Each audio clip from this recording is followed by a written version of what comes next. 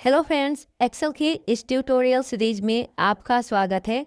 यह MS Excel का part 20 video है और आज की इस वीडियो में हम एमएस एक्सेल के व्यू टाइप के बारे में जानेंगे कि एमएस एक्सेल में व्यू टाइप का काम क्या होता है।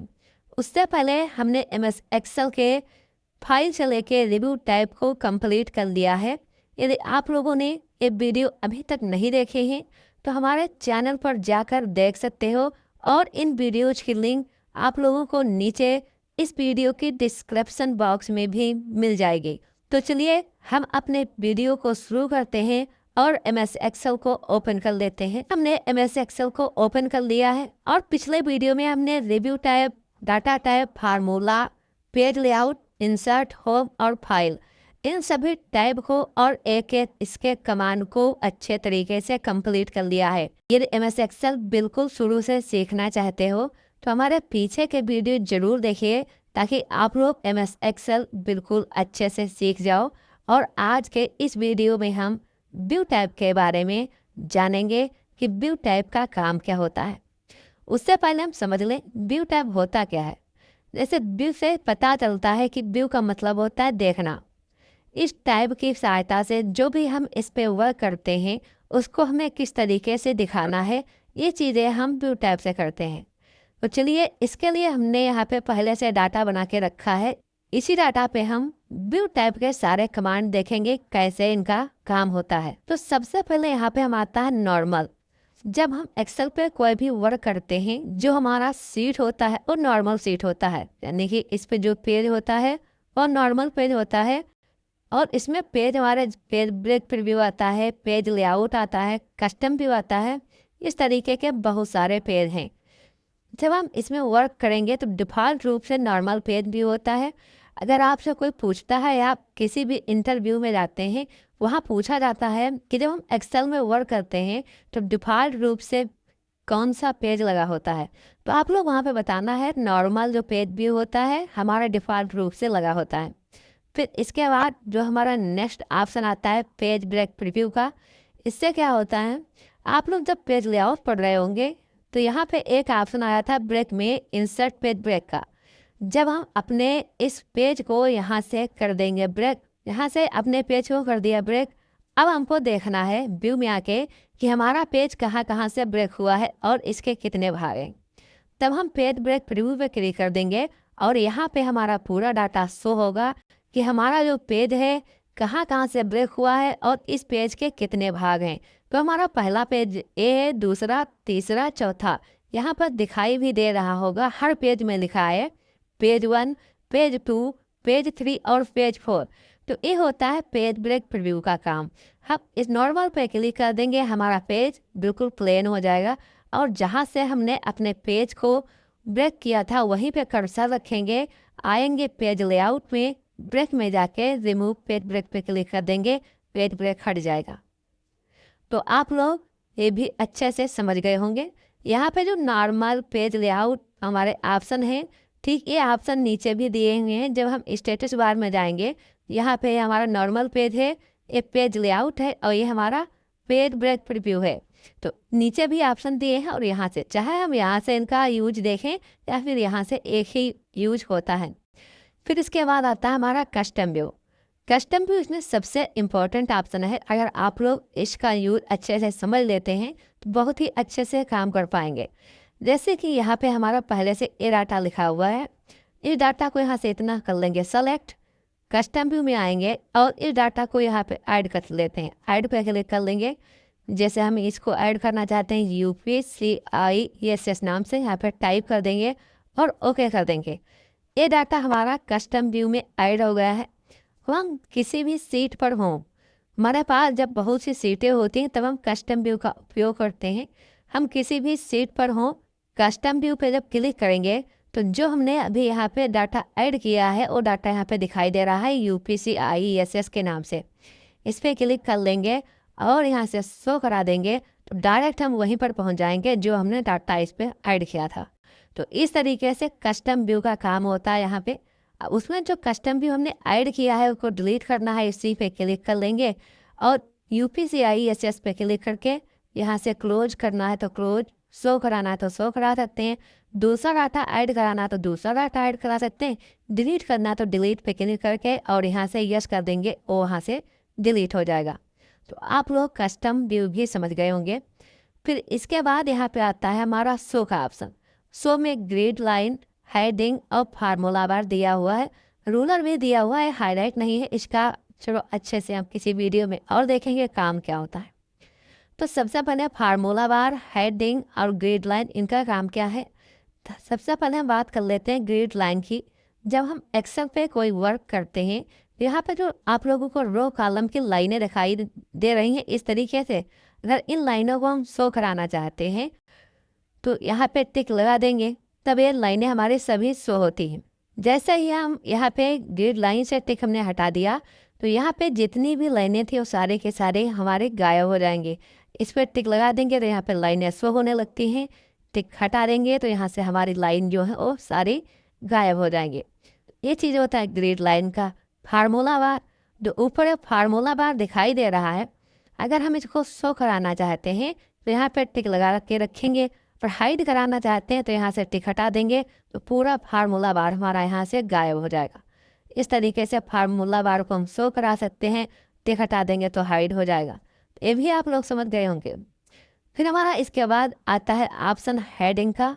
जब एक्सेल में हम काम करते हैं तो यहाँ पे कॉलम नंबर ए दिखाई दे रहा है, column number B, column number C, T, E, F, ये हमारे जो है ये हमारे हेडिंग होती हैं।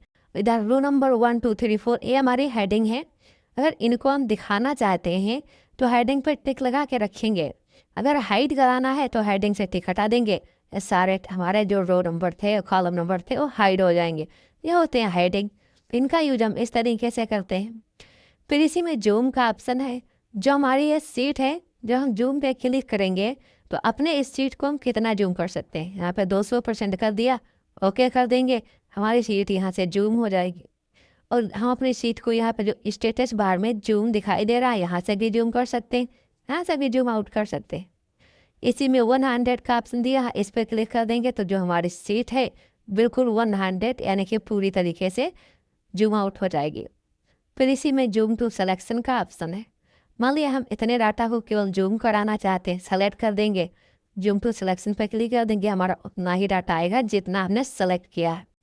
तो आप लोग ये भी समझ गए होंगे कि हम जूम और 100% जूम टू सिलेक्शन, इसका काम क्या होता है। 100% जब हमारा पूरा डाटा जूम होता है, जैसे कि यहाँ से अपने डाटा को जूम कर लेते हैं, इस पर क्लिक कर देंगे तो जो डिफ़ॉल्ट इसका जूम होता है उसी के अनुसार ये डाटा आ जाएगा। जूम टू सिलेक्शन, जिस भी एरिया को हम जूम कराना चाहते हैं उसको सेलेक्ट कर लेंगे, जूम टू सिलेक्शन पे क्लिक कर देंगे, वही चीज़ हमारी जूम हो जाएगी। इस पर क्लिक कर देंगे, नॉर्मल हो जाएगा। फिर हमारा जो नेक्स्ट ऑप्शन आता है न्यू विंडो अरेंज ऑल, ये क्या है। इसकी सहायता से हम अपनी इसी सीट की कई विंडो बना सकते हैं। यहाँ पर आप लोग अभी देख पा रहे होंगे डाटा टाइप के नाम से ही केवल फाइल है, और जब नीचे टास्क बार में जाते हैं यहाँ पे जो एक्सेल का सिंबल बना है, इस पर जब माउस का कर्सर रखेंगे केवल तो एक ही अभी यहाँ पे हमारी विंडो दिखाई दे रही है। न्यू विंडो पे क्लिक करेंगे, फिर यहाँ पे व्यू में आके न्यू विंडो पे क्लिक कर देंगे। इस तरीके से हमारी मतलब जो विंडो है 3 विंडो आ जाएंगे, और यहाँ पर भी दिखाई दे रहा है डाटा टाइप 3।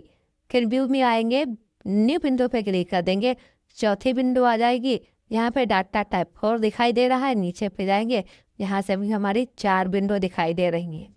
तो इस तरीके से अगर हमें न्यू विंडो लानी हो तो न्यू विंडो की सहायता से हम अपनी सभी विंडो को ला सकते हैं।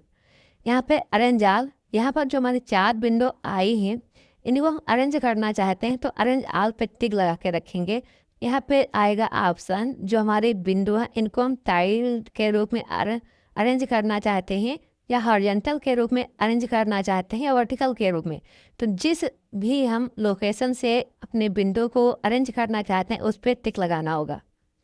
जैसे टाइल पे क्लिक करके ओके कर देंगे तो हमारे सारे विंडो जो हैं टाइल के रूप में आ जाएंगे। पे क्लिक करेंगे, ए स्क्रॉल होगी, इस पर क्लिक करेंगे, ए स्क्रॉल होगी, यानी कि 4 विंडो हमारी आ रही हैं, और 4 विंडो को हम एक ही विंडो में देख सकते हैं। इस तरीके से खुद दिखाई देती है। इसी पे क्लिक कर देंगे, हमारे विंडो नॉर्मल हो जाएंगी जिस तरीके से होती हैं अरेंज ऑल। तो सभी विंडो हमारे, और टाइल पे क्लिक करके टाइल पे ओके कर देंगे, सभी विंडो हमारी शो होंगी। तो इस तरीके से जो हमारे विंडो हैं, अगर इनको हम ये समझ गए होंगे कि हमारी जो विंडो है अरेंज ऑल और न्यू विंडो का काम क्या होता है। फिर इसके बाद जो नेक्स्ट ऑप्शन आता है फ्रीज पेन्स का, ये भी बहुत इम्पोर्टेंट ऑप्शन है। जैसे कि जब हम एक्सेल में वर्क करते हैं 200, 300, 1000, 2000 लोगों का डाटा होता है। चलिए हम अपने इस डाटा को थोड़ा बड़ा कर लेते हैं ताकि आप लोगों को अच्छे से समझा पाएँ। इसी को हमने यहाँ से कर लिया है कॉपी और नीचे की तरफ आएंगे, यहाँ पे रख के पेस्ट कर देंगे, यहाँ पे रखे अपने इसको पेस्ट कर देंगे। तो इस तरीके से डाटा को हमने पेस्ट कर दिया। यहाँ पे हमारा पूरा डाटा आ गया है और यहाँ पे कर्सर रखेंगे, इसको यहाँ से नीचे की तरफ सीरियल नंबर वाइज हमको डाटा लाना है। यहाँ पे फिर सीरीज कर देंगे, ऑटोमेटिक टोटल हमारा डाटा आ गया है जो 45 स्टूडेंट का डाटा है। जब इस तरीके से हमारा डाटा होता है तब हम फ्रीज पेन्स का यूज करते हैं। अभी आप लोग अच्छे से देख रहे हैं, जब हम अपने डाटा को ऊपर की तरफ ले जा रहे हैं और नीचे अपने डाटा को हम पढ़ रहे हैं, तब यहाँ पे जो ऊपर हेडिंग लिखी है serial number, name, course, batch time, address, mobile, ये सारे हमारे हाइड हो जाते हैं। तब हम जब अगर डाटा को देखेंगे, मान लिया डाटा बहुत बड़ा है, कई प्रकार के फील्ड उसमें हैं, तो कंफ्यूज हो सकते हैं कि ये कॉलम है, ये हमारा नेम लिखा है या सीरियल नंबर है या रोल नंबर है या मोबाइल नंबर है या क्या लिखा है। इस तरीके का अगर लिखा होता है तो वहाँ पे कंफ्यूज हो जाएंगे कि इन डाटा हमारा क्या है। तब हम यहाँ पे फ्रीज पेन्स का यूज करते हैं। जैसा ही फ्रीज पेन्स पे क्लिक करेंगे और यहाँ पे फ्रीज टू रो, जो ऊपर की रो है इसको हम फ्रीज करना चाहते हैं, लॉक करना चाहते हैं। फ्रीज का मतलब होता है लॉक। जब अपनी वर्कशीट को स्क्रॉल करेंगे तो ऊपर की जो रो है ये हमारी स्क्रॉल नहीं होगी। तो जैसे ही फ्रीज टू रो पे क्लिक कर देंगे, हमारी ऊपर की शीट जो है, ऊपर की जो रो है, ये पूरी तरीके से लॉक हो जाएगी। अब हम जब अपने डाटा को स्क्रॉल करेंगे तो ऊपर डाटा नहीं जाएगा। अब हमको इस तरीके से हम बता सकते हैं किसी भी व्यक्ति को कि ये हमारे मोबाइल नंबर है, ये हमारा एड्रेस है, हमारा बैच टाइम है, क्योंकि ऊपर यहाँ पे लिखा हुआ है, हर कॉलम में अलग अलग यहाँ पे नेम लिखा हुआ है।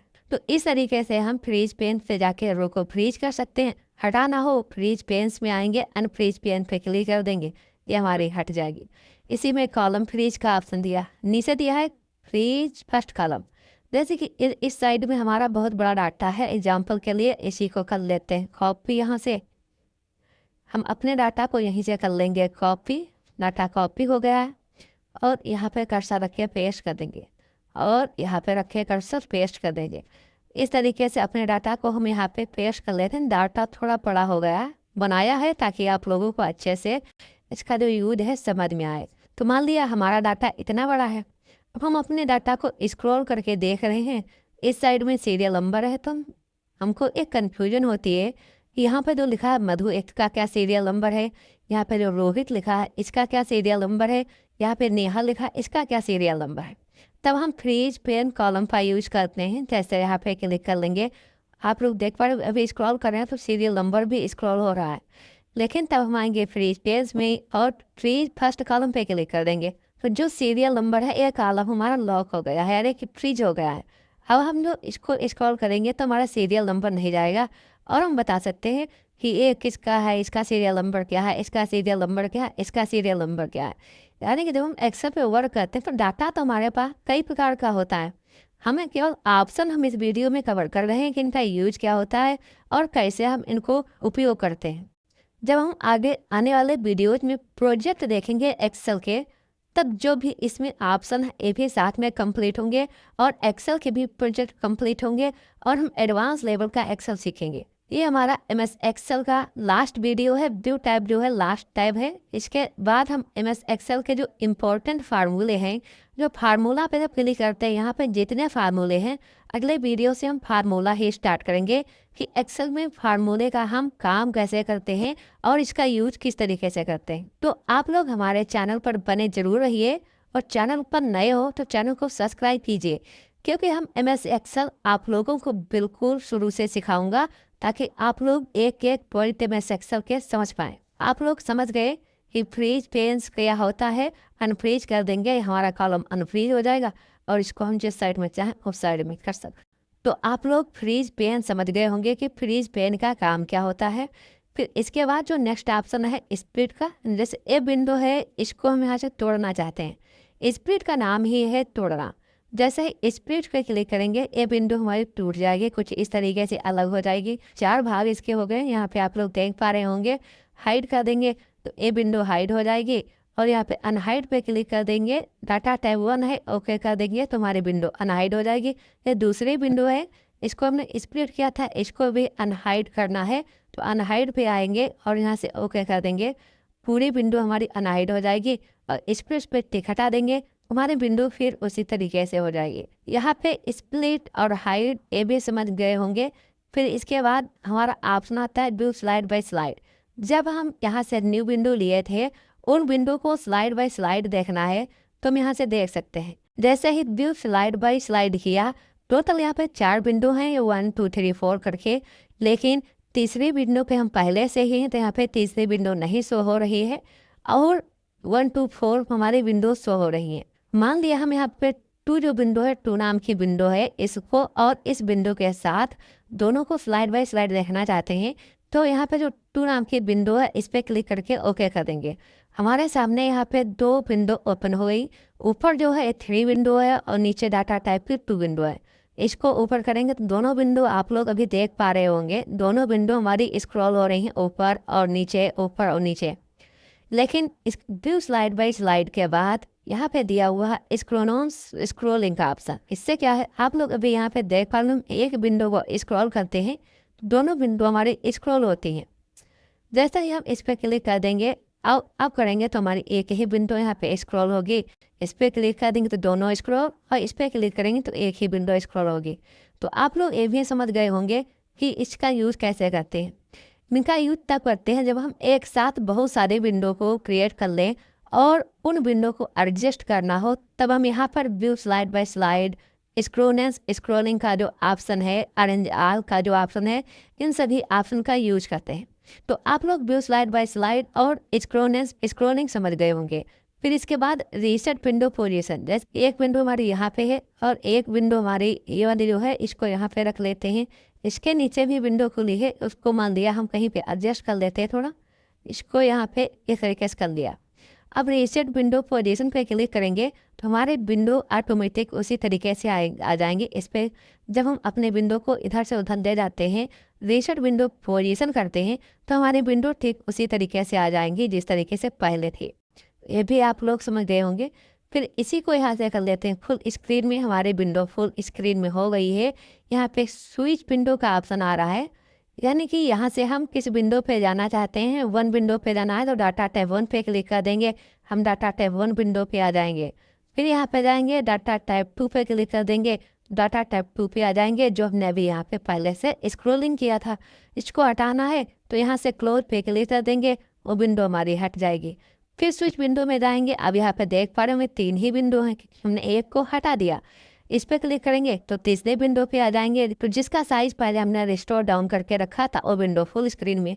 यहाँ से हम जिस भी विंडो पे जाना चाहें उस विंडो पे हम जा सकते हैं। जैसे 1 विंडो पे जाना है, 2 विंडो पे या 3 विंडो पे जाना है, तो इसकी सहायता से हम उस विंडो पे बहुत ही आसानी से जा सकते हैं और वहाँ से भी जा सकते हैं। यहाँ से जिस विंडो पे जाना हो यहाँ से भी हम उस विंडो पे बहुत ही आसानी से जा सकते हैं। तो आप लोगों को स्विच विंडो समझ में आ गया होगा कि स्विच विंडो का काम क्या होता है और इसका यूज हम किस तरीके से करते हैं। फिर इसके बाद आता है माइक्रोज का ऑप्शन। चलिए इसको हम नई शीट पे समझते हैं। तब नई शीट पे आएंगे, यहाँ पर माइक्रो ऑप्शन का काम ये होता है जब हम एक्सेल पे कोई वर्क करते हैं। मान लिया कोई ऐसा डाटा है, जब हम एक्सेल पे वर्क करें उस डाटा को हम बार बार लाना चाहते हैं, तो ये हम माइक्रोज की सहायता से कर सकते हैं। उस डाटा को रिकॉर्ड कर लेंगे और जब भी लाना हो कहीं पर भी हम उसको ला सकते हैं।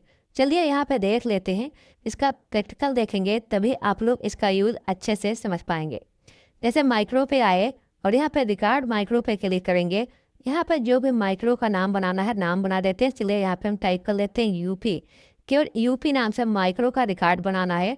यहाँ पे माइक्रो का नाम यूपी रख देंगे और कोई शॉर्टकट बनानी हो तो शॉर्टकट भी बना सकते हैं।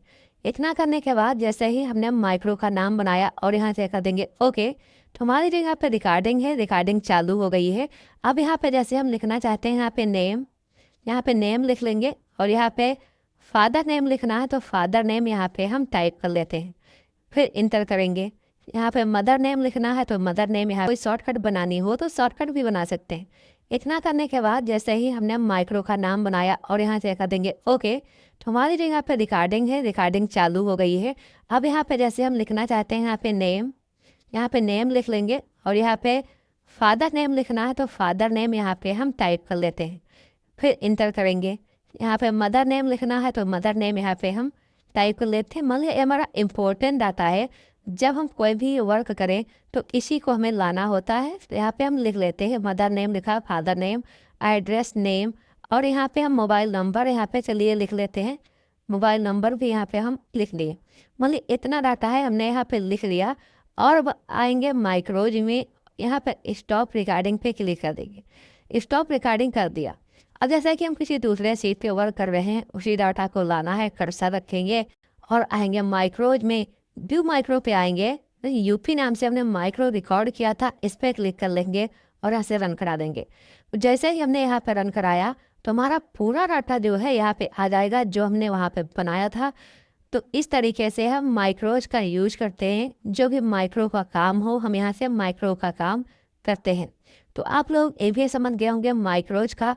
इस वीडियो में हमने MS एक्सेल के व्यू टाइप को पूरा कंप्लीट कर लिया है।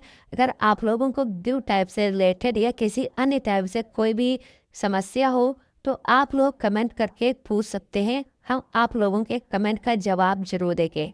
तो आप लोगों को हमारा वीडियो कैसा लगा कमेंट करके ज़रूर बताइए, और हम अगले वीडियो से देखेंगे MS एक्सेल के फार्मूले। जब हम फार्मूला पढ़ रहे थे तो यहाँ पे हमने इन फार्मूलों को छोड़ दिया था, क्योंकि हमने कहा था अगर इन फार्मूले को हम इस वीडियो में कंप्लीट करेंगे तो नहीं कंप्लीट कर सकते हैं, क्योंकि हमारे एक्सेल के जो फार्मूले हैं बहुत फार्मूले हैं, इसीलिए इस वीडियो में हमने नहीं देखा था। अब हम व्यू टाइप को पूरा कंप्लीट भी कर लिए हैं, और इसके बाद आने वाले जो वीडियो होंगे MS एक्सेल के इम्पोर्टेंट फार्मूले होंगे, वो भी आप लोगों को बहुत ही इम्पोर्टेंट है। अगर आप लोग जब MS एक्सेल सीखते हैं तो MS एक्सेल के जो भी फार्मूले होते हैं आप लोगों को आने चाहिए कि MS एक्सेल में इन फार्मूले का काम हम किस तरीके से करते हैं। तो आप लोगों को हमारा यह वीडियो अच्छा लगा होगा। अगर अच्छा लगा है तो लाइक और कमेंट कीजिए। वीडियो देखने के लिए आप लोगों का बहुत बहुत धन्यवाद। हम मिलते हैं अगले वीडियो में। Thanks for this watching video.